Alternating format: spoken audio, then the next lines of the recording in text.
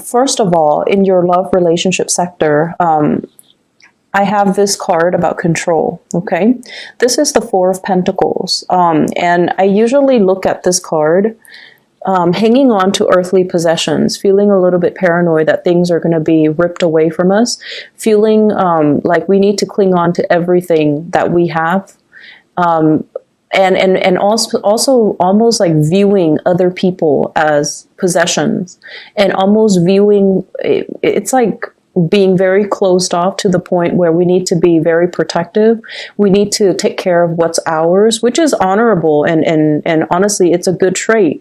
But overdoing it can be detrimental. And I do feel a lot of the element of control when it comes to this card, clinginess, control, and wanting things a certain way. And I almost feel like, attributing our sense of self-esteem with our possessions, with the people that are in our midst. And I usually see it as like, the person that has like the trophy spouse, the trophy wife, the trophy husband, the eye candy, and that they can parade around town with someone who's very, very attractive, because they feel like it boosts their self-confidence when onlookers see that they're with someone who's very attractive. They get a big ego boost. So it's kind of akin to that, and in a more in a lesser sense, when it comes to relationships, this is trying to control resources, trying to cling on to everything, because we automatically assume that our sense of self-worth, our sense of competence, and our sense of confidence is greatly linked in with the people we surround ourselves and the material possessions that we have in our midst. And I also feel as well, when it comes to arguments, when it comes to dealing with another person that you're romantically involved with, that you're married to, or, a significant other, whoever it is, that you're romantically linked up with, this is like not being able to see outside of our own vantage point. Like I said earlier, clinging on so strongly to our beliefs that when people question our values, question our beliefs, we feel like it's an attack on us personally. And so we tend to get a little bit defensive.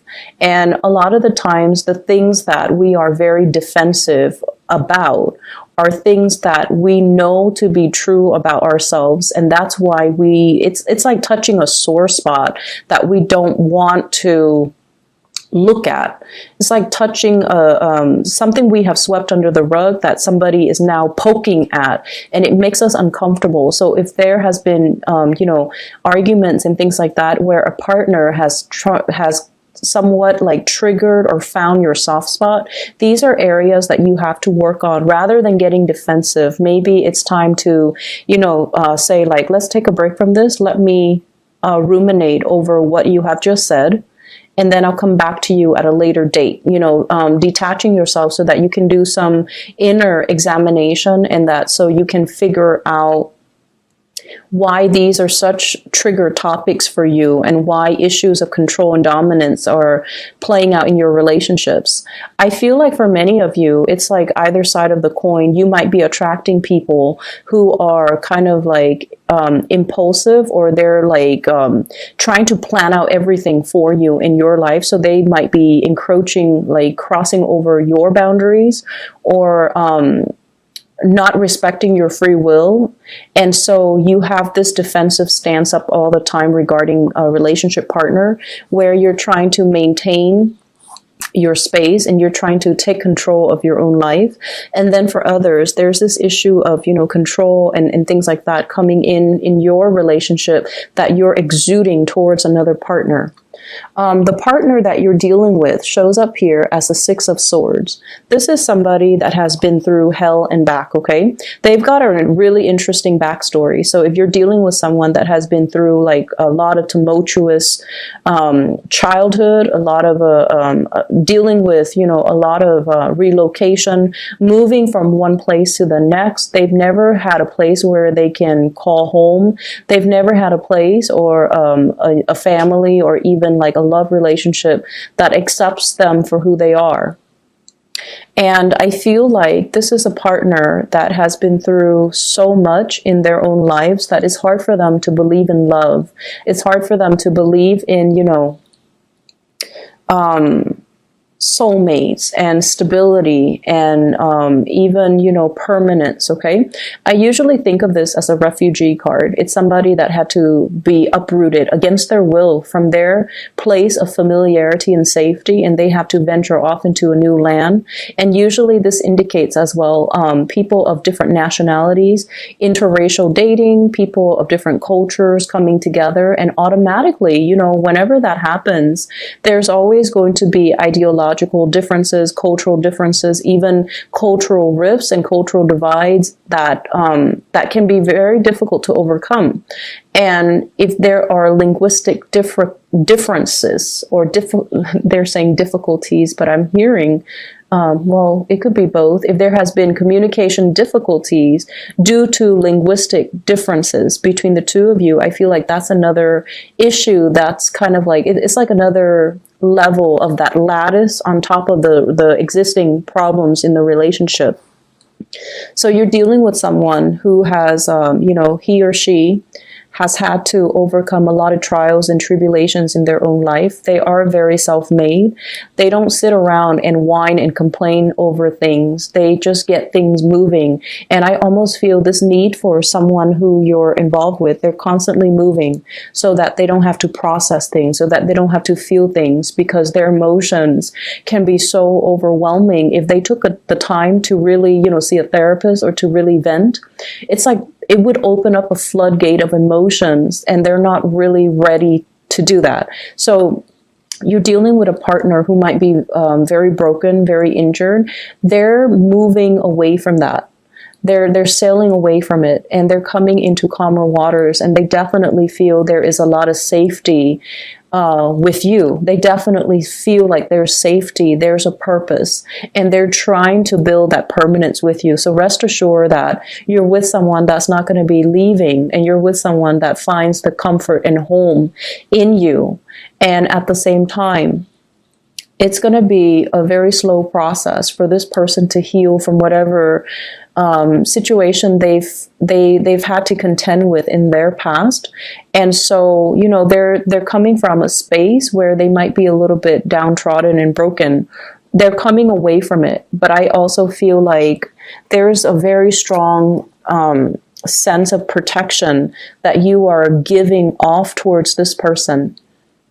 They've been through a lot. And you are also very paternally protective of them, to the point where it might be patronizing, to the point where you are offering to do everything for them and not allowing them that freedom of movement, or not feeling like they're capable or competent enough to do it. You might do it like, it might be inadvertent from your end, but I feel like you're trying to control the situation, okay?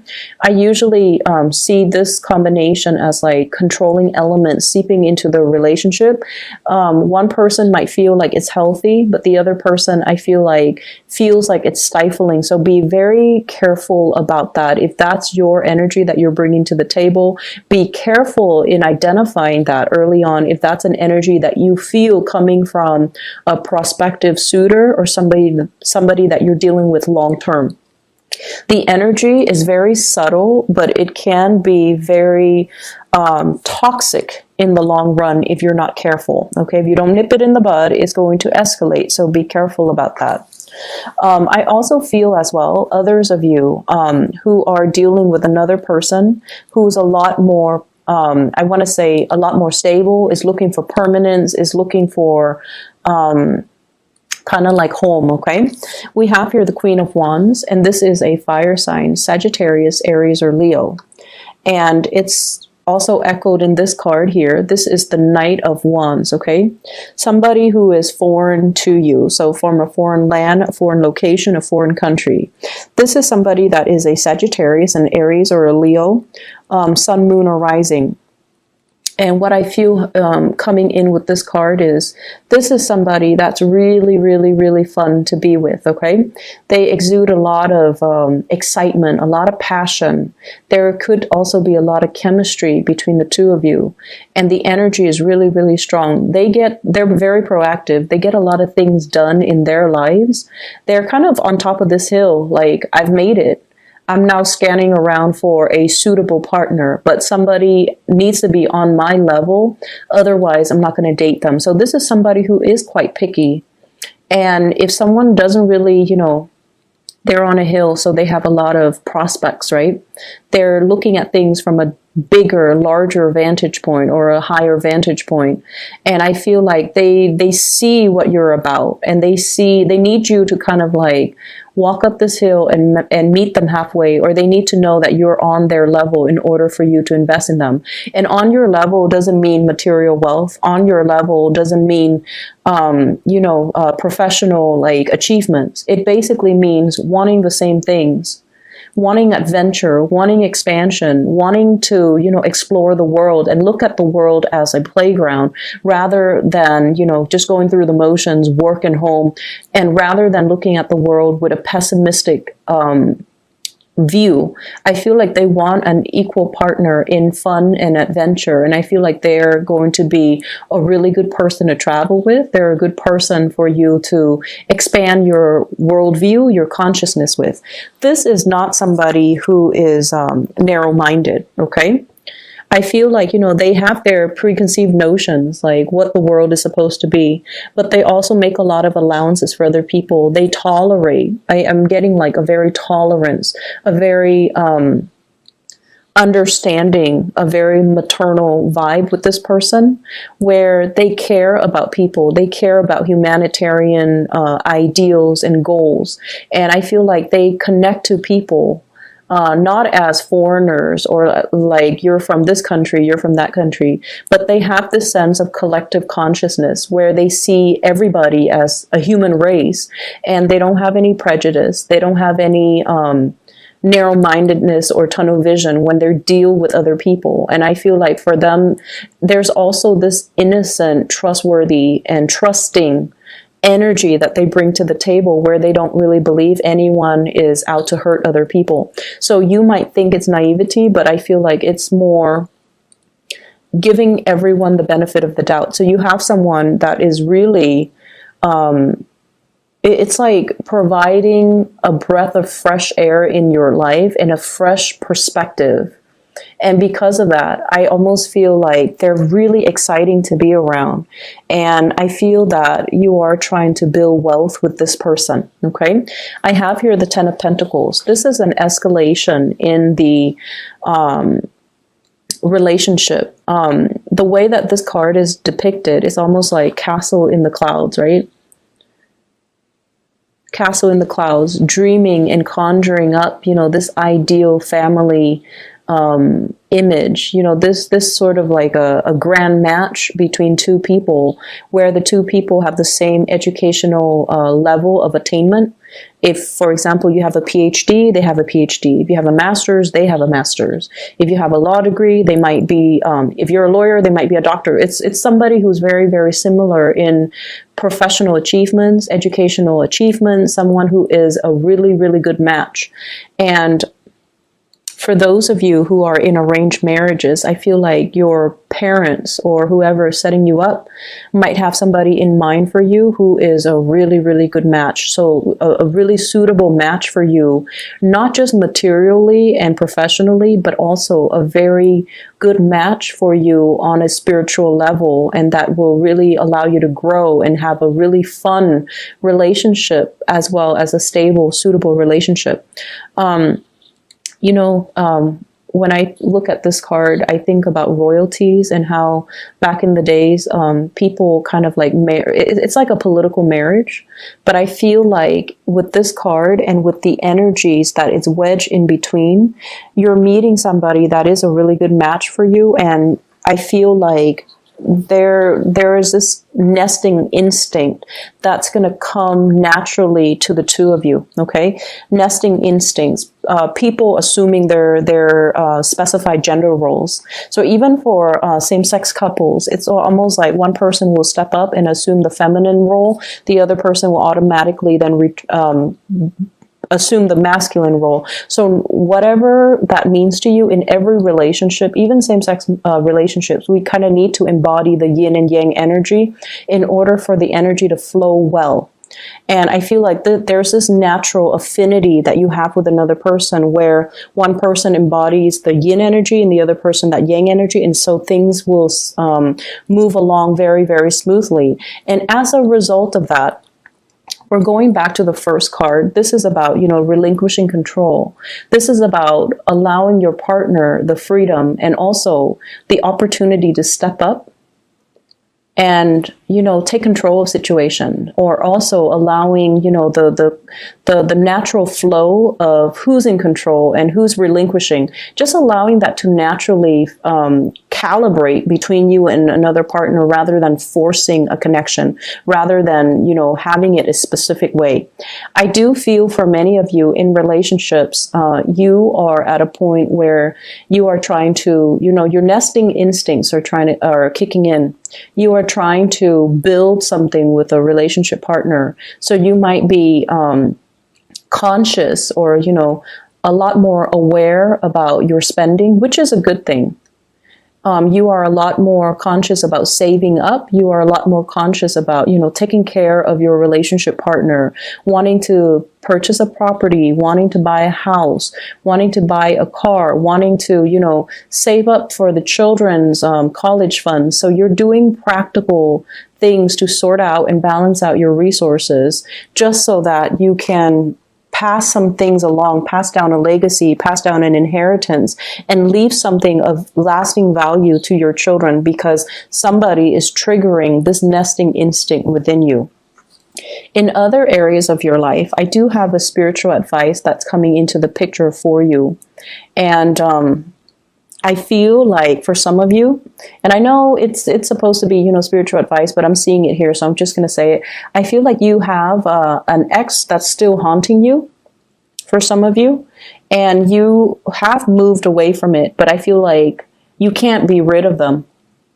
That's what it feels like to me. They're either relentless, like they won't let go of the connection, or you're not being clear enough. And this is something I've mentioned before many, many times for Cancerian people, especially the men, especially the Cancerian men. You're really nice people. And a lot of the times you send, confusing messages to the people that you're interacting with. And take a page out of the, I want to say, what sign is very, very final? Capricorn. Take a page out of the Capricorn playbook when it comes to, exes and relationships, okay? When they're done, they go silent. They don't even need to entertain that person. When they're done, Capricorns are done, they will ghost you. And you will never ever know, did the Capricorn person die? Are they okay? How could they not respond to me? Well, it's because they're very final. And also, it's because they also, and I feel like this is their incentive or their, rationale for doing what they do. It's because they don't want to open up that door of communication and have you confused, or they don't want to, lead the other person on. So I feel like with Capricorns, when it's done, it's really done. They close the door for good and they move on, and you won't hear anything from them. And I feel like with you Cancers, I feel like it's very difficult for you to do that. And you might chalk it up to playing nice and being courteous. But what it does is that it creates hope from the other side, from the other person, that, oh, they're still talking to me. They might want me back. Maybe not now, but one day. So I'll keep knocking at that door. And that's not fair to the person that you're dealing with. And I feel like you have an ex here that's a little bit ruthless and a little bit relentless and a little bit like someone who tries to keep coming back. And I feel like you need to be very firm, and you need to, out of respect for your current relationship right now, you need to be very, very firm about setting your boundaries with exes, okay? And the reason I say exes here, we have the Death card, you moving on. You've already decided you're going to move on. You've already physically, emotionally, mentally moved on, and somebody's coming knocking. Someone who still carries a torch for you. Someone who might have had like a very passionate one night stand, fling, relationship, even marriage with you, and they're relentless. They're pursuing you, and they don't even have to be a fire sign. I just feel their energy floating around you, and I feel like, first, you were stuck in limbo, waiting on this person, waiting for things to get better. You've moved on your own. You've moved on. And I feel like you might have been waiting for them while they were going around, trying to find themselves, and quote unquote on that. It's like trying to find themselves, they were like too selfish to be in a relationship. They were just like not taking you seriously while you spent a lot of time waiting around for them. And then they choose to come back and give you communication whenever they felt like it. With this 8 of Wands here, this is swift, fast communication, travel, movements, and whatnot. And I feel like, when the communication was not responded in the manner that they hoped, they come out and they physically show themselves in real time, like showing themselves, and you've tried to move on. So it seems like there are some lingering energies with exes and things like that, and you kind of need to let go. And I see like many of you don't have a choice. You're letting it go because it's really interfering with your current relationship, and you're trying so hard to build that up and to maintain that. And good for you for realizing and recognizing that, because I feel like the ex keeps knocking on your door, and you can't send out mixed signals. Okay, it's very counterproductive, and energetically, it's just it's not a wise move for you and for the other person. So lay it to rest. Other things that I am picking up from this spread here, I feel almost like for many of you, there is major contemplations about trying to get your life in order, trying to, get rid of bad habits, trying to reorganize your life, and trying to get yourself in a space where you can be proud of your achievements, where you can get things moving for yourself. So I almost feel like this fire lit up under you, where you're like, okay, I need to get things done. I've been stalling. People have been stalling me, or I've been stalling. I've been kind of like on the sidelines of life, just hanging around. And, there are so many things, so many dreams and aspirations, and, things that I want to do, things that I want to achieve, but I've just been dangling here for quite some time. And then life, before you know it, passes you by, right? And it's sort of like, how if you've been like this, right? And then you get yourself out of this situation and you turn yourself upright, you have this massive head rush, right? Like it just feels otherworldly. So I feel like that's the head rush. It's when all the information, all the realization, all the revelations coming to you all at once, and it can feel somewhat painful, somewhat disorienting, and somewhat like time is running out. I need to get things moving. I need to get things started. And I feel like this week is all about continuing what you are doing, but doing it with a sense of urgency. And then I also feel like something is lighting a fire under you, and you're like, I need to achieve, I need to get out, I need to branch out, I need to get moving. So with this swift moving card, this is the rocket here. And I feel like, you're trying to get a lot of things finished, a lot of things wrapped up, a lot of things moving from your end. And I keep seeing oxygen deprivation, like for some reason with the Hangman and also with this card.